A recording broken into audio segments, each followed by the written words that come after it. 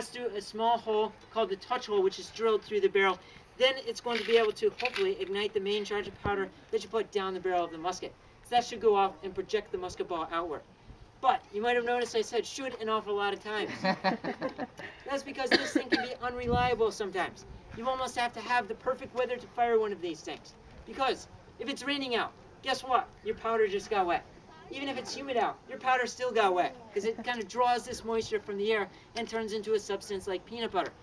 If it is windy out, blows the sparks in the wrong direction, they don't land on the priming powder. If it's wintertime, gunpowder simply doesn't like to ignite. If it is snowing out, if it's sleeting out, the weapon's probably not going to fire. If your flint has become dull or dirty after firing quite a few times, then it's not going to spark very good. Pretty much, if it's Wednesday, and the musket just plain doesn't feel like firing that day, it might not. But fortunately, it's not Wednesday today, and we've actually been having pretty good luck with the muskets. So hopefully, we'll keep our fingers crossed. Hopefully, this is going to continue. So now I'm actually going to go through the manual of arms, the loading and firing procedure for the musket. First thing that you're going to hear is going to be chargez le fusil. You're going to bring the musket down to this position.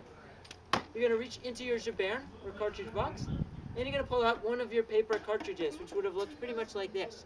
This is a paper tube, and it would have contained everything that you need to load and fire the musket. So you got your musket ball in here. You also have a charge of black powder.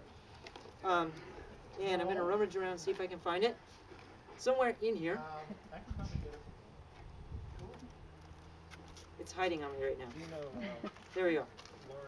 So you're going to have your musket ball down in the bottom of this cartridge, which this is actually what the British pig dogs are firing at me. Because this one is a 69 caliber musket ball, and that's what the British are firing. They're firing it out of a 75 caliber musket. So this is what I've got flying at me. The one that I would be using is actually just a little bit smaller than this at 64 or 65 caliber.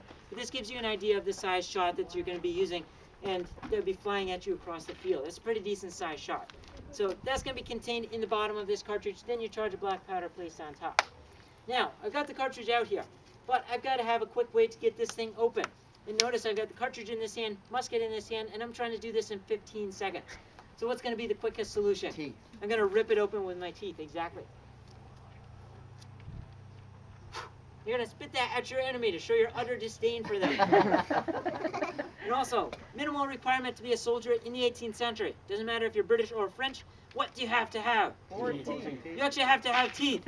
You have to have at least 2 opposing teeth. At least 1 tooth on the top of your mouth and 1 on the bottom.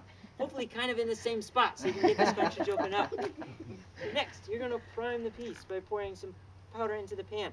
You're going to close the pan. Musket comes down to this position. Rest of the charge goes down the barrel.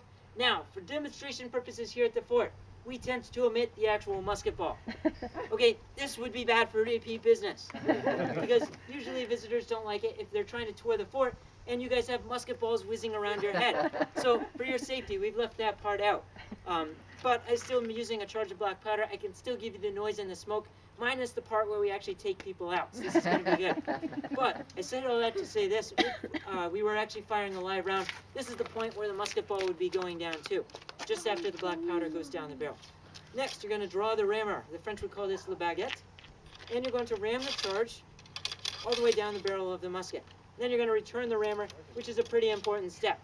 If you forget to do that, you leave it in the barrel of the musket, guess what? You just fired that at the enemy. And now, you may consider this to be a kind of a good thing, because you might have just made shish kebab out of a couple of British soldiers. But it doesn't matter how nicely you ask, they're probably not going to give it back to you after you fired it at them, and that just made your musket ineffective for the rest of the battle. So that's an important step to remember. Next, you're going to bring the musket to the shoulder position, because now the musket is fully loaded. So that's letting your officer know that you're ready to fire. Next command you would hear is going to be haute le fusil. You're going to bring the musket to the ready position. Apprêtez le fusil. You bring it to the full cock position. Un jeu. You present the musket at the target, and hopefully, feu. Nice shot! Now,